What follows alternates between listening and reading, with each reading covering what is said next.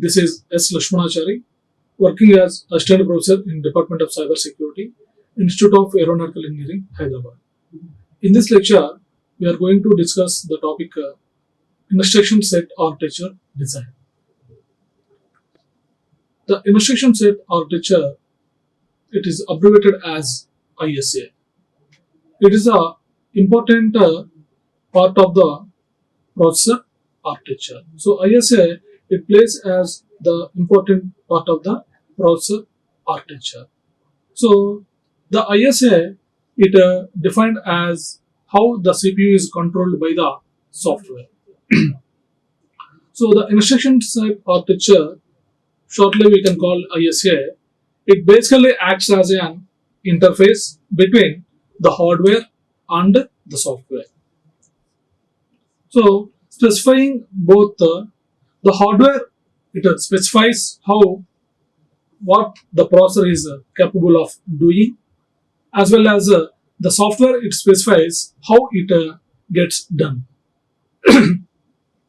Okay, so this ISA, it is acting as the interface between the hardware and the software. So you can see the layers of different layers of the abstraction. So here this is a ISA. Okay, so this ISA, it is acting as the interface between the hardware and the software. So we have associated with the different layers. We have different layers associated with the hardware that are microarchitecture, register transfer language, and circuits and physics. So these are the different layers. Similarly, so different layers are associated with the software that are the operating system, programming language, algorithms, and application. Okay, so in simple words, the instruction set architecture is defined as the entire group of commands that the processor can perform to execute the program instructions. So the instruction set architecture, it consists of several instructions. So all these instructions are grouped into several categories. So the design of instruction set architecture is the most important step in design of the microprocessor or processor architecture. So when you are designing the processor architecture or any microprocessor, this designing of instruction set architecture is a first important step. Okay, so a poorly designed ISA, even if it is implemented well, it leads to the bad microprocessor. So the performance of the processor, it depends upon how the instruction set architecture is implemented. Okay, so a poorly designed ISA means the instruction set architecture, it doesn't have a complete set of instructions. That means some of the instructions are missed. So that's why using this poorly designed ISA, we could not complete the desired task. Okay, so the poorly designed means some instructions are missed. So even if we well implemented with the rest of the instructions, even it leads to a bad microprocessor, because we can say it is a good processor when we can implement any function with that processor. But here in this scenario, we could not perform the complete task or function because of some lack of the instructions. So that's why we can say it is a poorly designed ISA. And coming to the second one, that is a well-designed instruction set architecture. So well-designed means the instruction set architecture, it consists of a complete set of instructions. That means we can implement any function using this set of instructions. So then we can say a well-designed instruction set, so that we can meet a variety of needs. Okay, and we should examine some of the issues to be encountered when designing an instruction set architecture. So when we are designing an instruction set architecture, we will encounter some of the issues. So mainly, see, so in designing an ISA, the designer must evaluate the trade-off in performance and designing constraining issues such as size and cost when designing ISA specifications. So when we are designing the ISA, the designer must evaluate the trade-off in performance and constraining issue. That means the designer should balance both the performance as well as the size and cost of the instruction set architecture. And a good way to start the designing an instruction set architecture is to decide what you want to have when you finish. So by the time we design the instruction set architecture, we should come to know for what purpose we are implementing this particular processor. So first we have to decide. After that only, so according to that requirements, then we can design the instruction set architecture. And after once we have designed the type of the processor. So that means the processor, it can be used for several purposes. Whether we can use it for the general purpose computing or we can use it for the dedicated applications. So let's see the first one, that is a general purpose computing.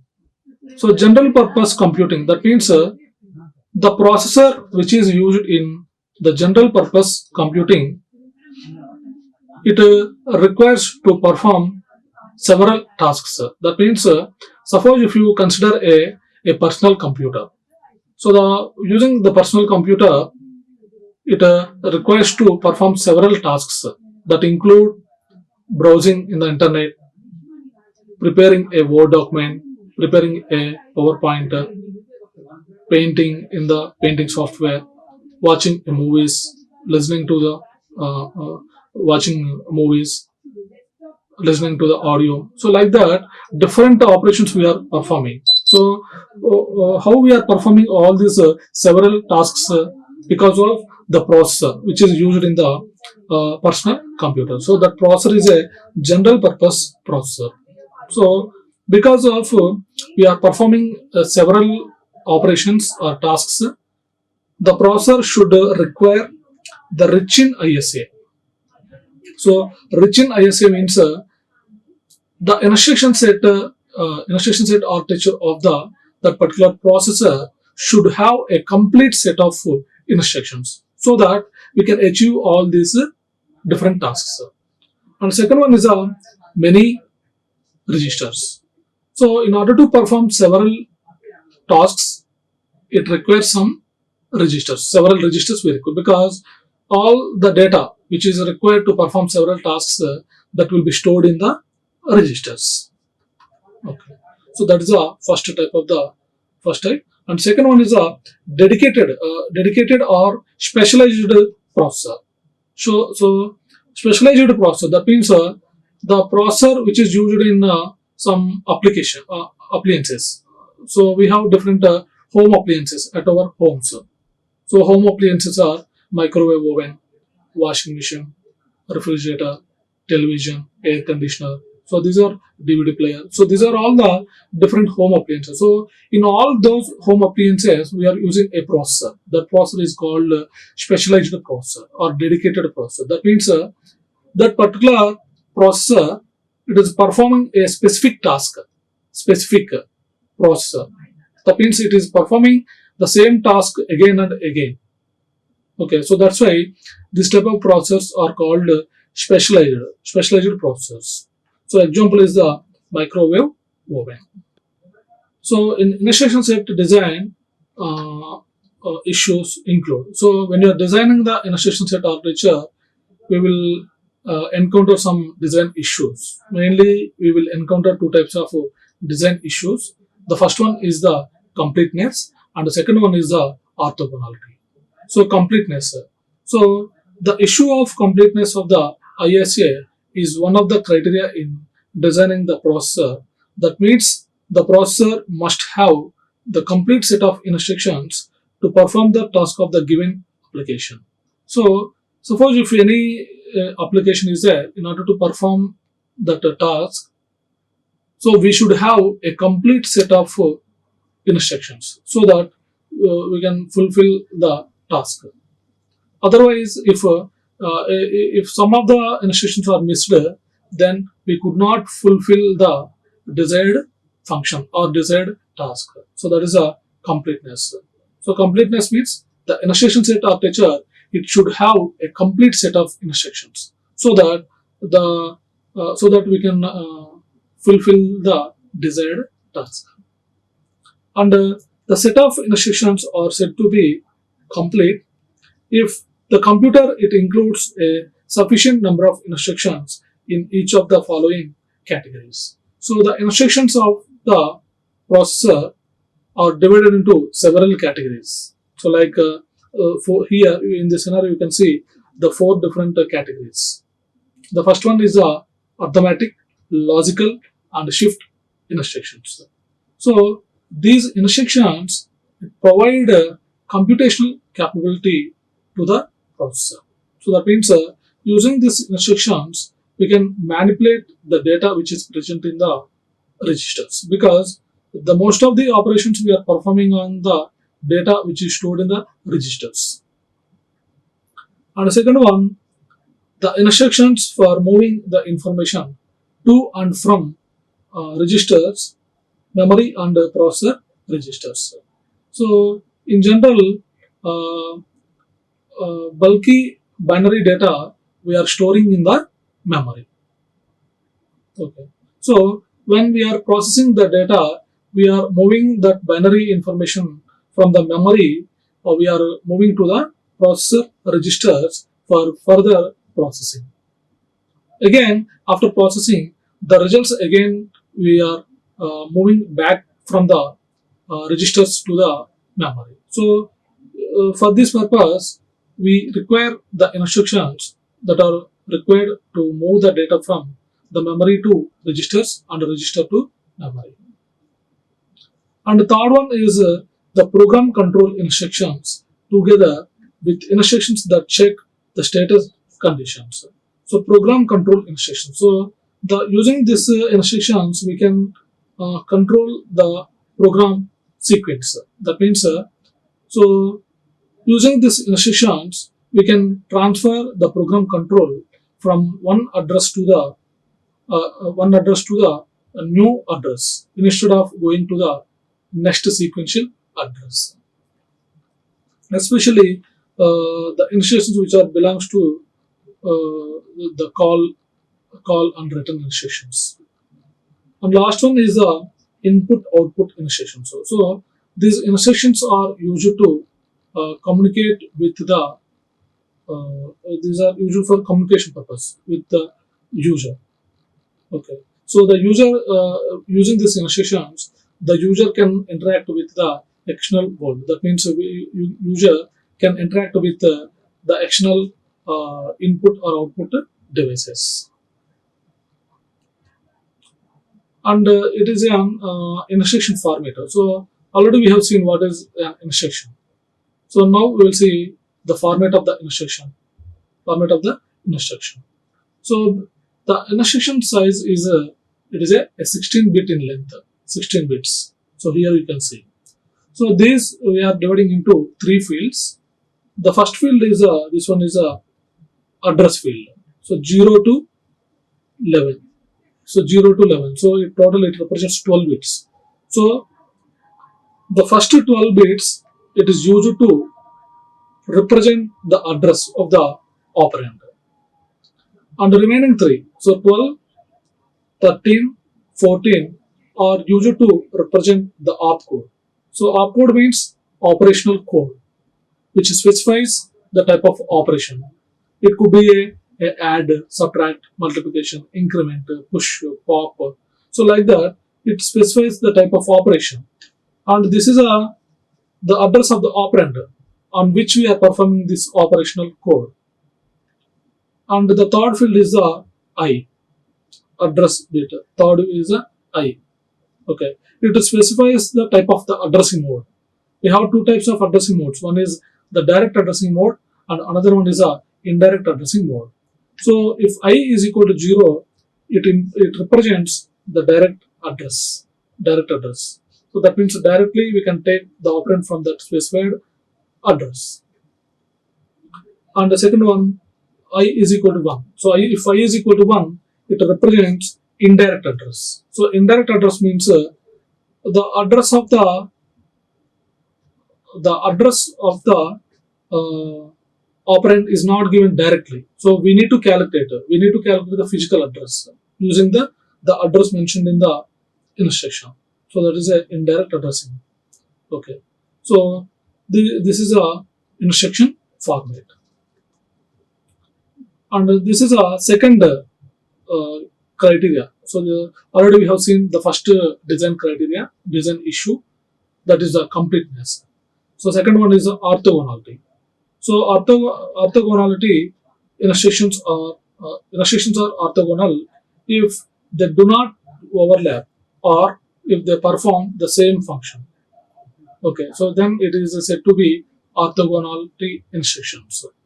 So the orthogonality in the sense that the instruction can use any data type through any addressing mode independently. So that means the instruction can use any data type and any addressing mode, using any addressing mode independently. That means independently. Okay. So that is a orthogonality. Okay. So in orthogonality instruction set architecture, it doesn't have, there is no limit that the instruction should use a specific register. So that means the instruction, it can use any register independently. And you can better understand with the example, a microprocessor with 10 different instructions that perform the exact same function.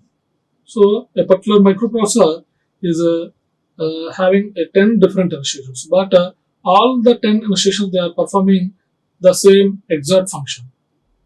Okay, example, jump. So it is one of the instruction, jump. So like this, the processor is having 10 jump instructions. So is there any use? No use, because if all the instructions are executing the same operation, then there is no use of that 10 instructions. Only one instruction is enough. Okay, so that means all the rest of the instructions are redundant instructions.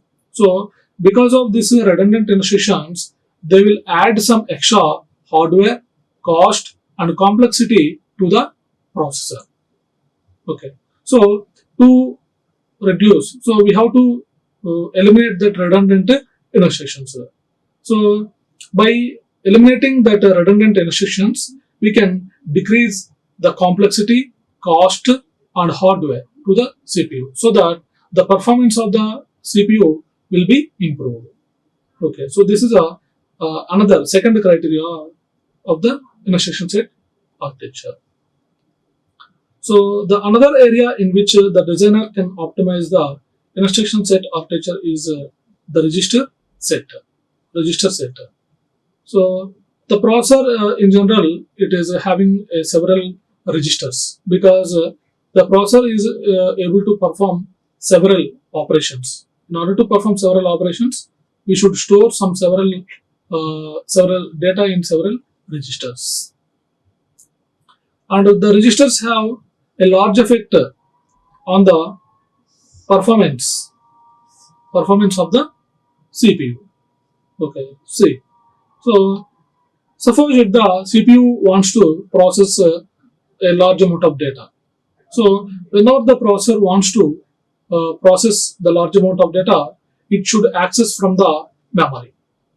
But if the CPU is having more number of or large number of registers, then the data from the memory we can store in the internal registers, and it can easily access the CPU can easily access the data from the registers. Suppose if you have a less number of registers, then the CPU has to every time whenever the data required, it has to reach the memory, and from the memory it has to take the data.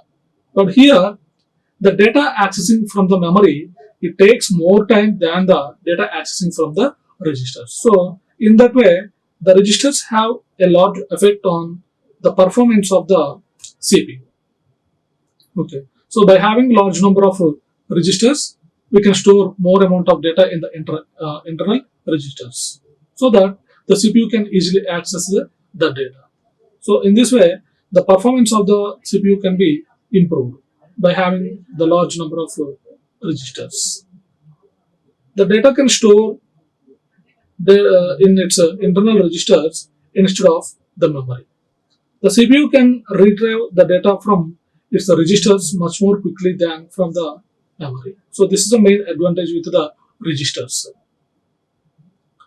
For many program segments, such as program loops, having the data in registers significantly speeds up program execution. And similarly, by having too few registers, it also causes the program to make more reference to the memory, thus reducing the performance. So that means if the CPU is having too few registers, okay, then a program to make more reference to the memory, because when the CPU wants to process the more data, we don't have sufficient number of registers. So every time it has to reference to the memory for accessing the data. Okay. So already we know the data accessing from the data accessing from the main memory, it takes more time than the registers. So that means it requires more time in order to get the data from the memory, so that the performance of the CPU will be reduced. So that the performance will be reduced. Okay. And the general purpose CPU have many registers, since they have to process different types of programs. Okay. So we have two types of CPUs. One is the general purpose CPU and another one is a dedicated CPU. So the general purpose CPU, it requires more number of registers in order to store more data. Okay. So suppose if you consider Intel Titanium microprocessor, so it consists of 128 general purpose registers and 128 floating point registers in order to store the floating point data. Similarly, for dedicated CPU. So already we know. So the dedicated CPU, it requires less number of registers, because the dedicated CPU, it doesn't need to process large amount of data, because the task of the dedicated CPU is limited. So that's why it requires a limited number of registers. But if the more number of registers are there in the dedicated CPU, because of that large number of registers, it adds extra hardware to the CPU. Okay, it adds extra hardware or unnecessary hardware to the CPU without providing any benefit. Okay. And see, some other design issues for instruction set architecture are raised by the following questions. So already just before we have seen two types of design issues. The first one is the completeness and the second one is the orthogonality. So in addition to that, too, some other design issues also encountered when we are designing the instruction set architecture. The first one is, does this processor have to be backward compatibility with the other microprocessor? So backward compatibility is it is an important feature in the process, because every processor, it needs to be backward compatible with its other processor. Suppose if you take Intel's family, okay, Intel family of microprocessor used in personal computers. So we have different Intel family of processors like 80, 80, 386, 486, Pentium 2. So these are all the different Intel processors. Okay. So suppose if the instruction set architecture of Pentium 2 processor were not compatible with the instruction set architecture of the Pentium processor, it would not able to run the code written for the Pentium processor because the Pentium 2 processor is not compatible. If it is not compatible, it the programs which are written for its previous versions of the processor, they are not able to run in the Pentium 2 processor. So that is a problem with the backward compatibility. Suppose if the backward compatibility is there, the Pentium 2 microprocessor can able to run the codes which are written for its previous versions of the process, like Pentium 80, 286, 386, 486, like that. So all its previous versions of the processor programs we can run in the Pentium 2 microprocessor. So without backward compatibility, users would have shunned the new processor instead of rather than buy new programs and rewrite their own customized code. The new processor would have been a huge failure. Okay, so always the users should choose the process with the backward compatibility. And coming to the another issue, that is what types and sizes of data will the microprocessor deal with. Okay, so if the microprocessor will have to deal with or process the floating point data.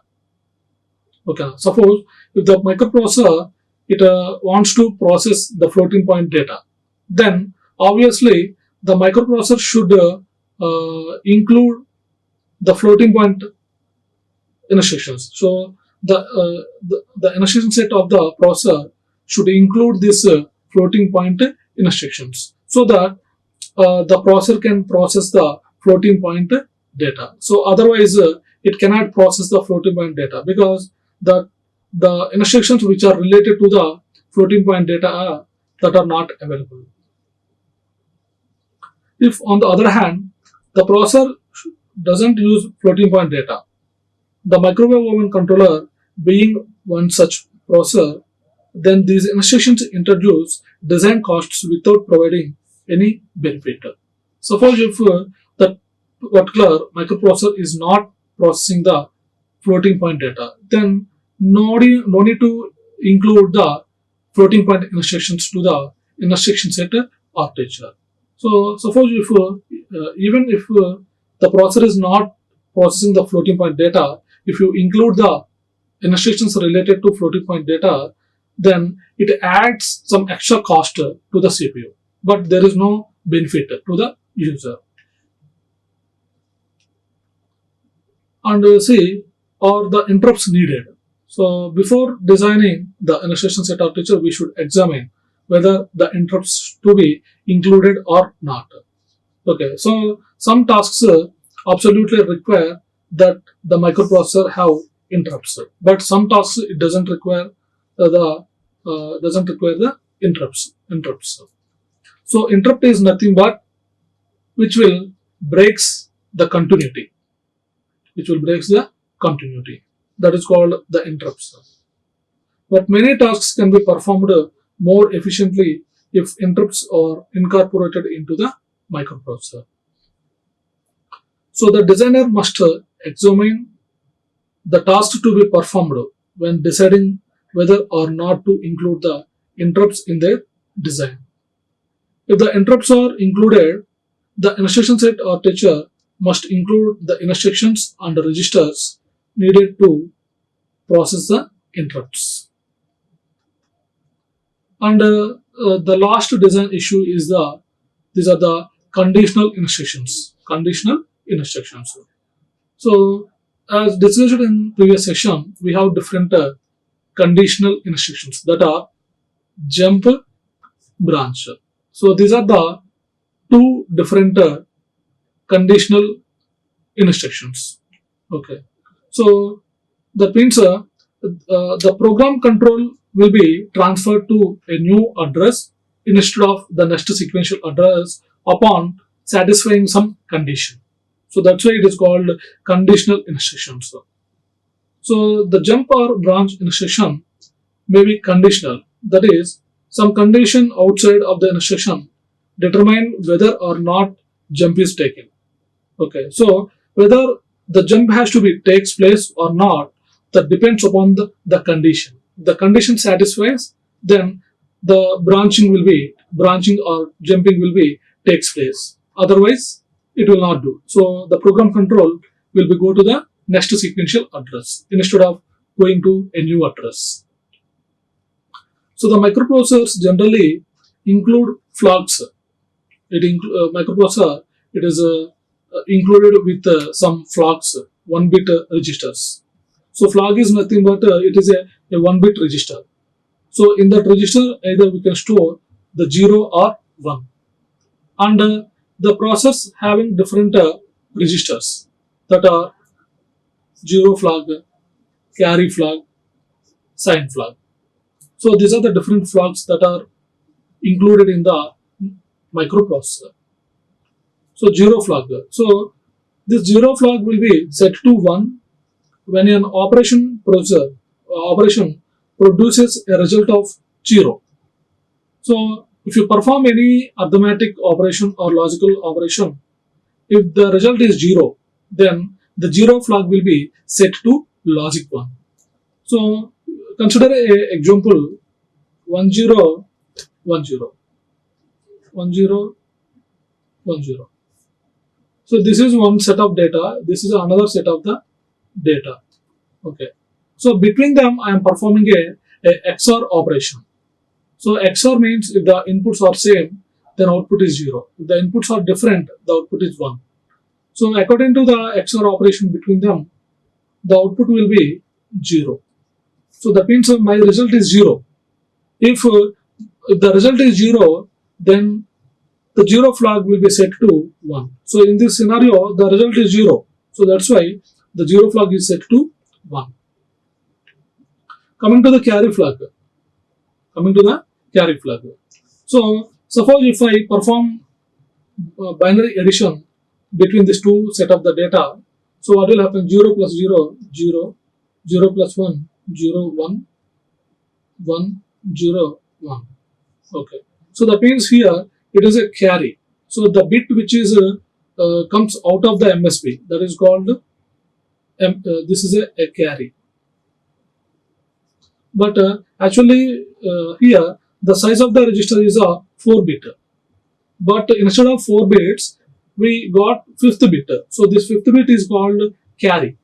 That is a carry. So whenever there is a carry, whenever the result is exceeds the size of the register, then the carry flag will be set to 1. And the third one is a sign flag.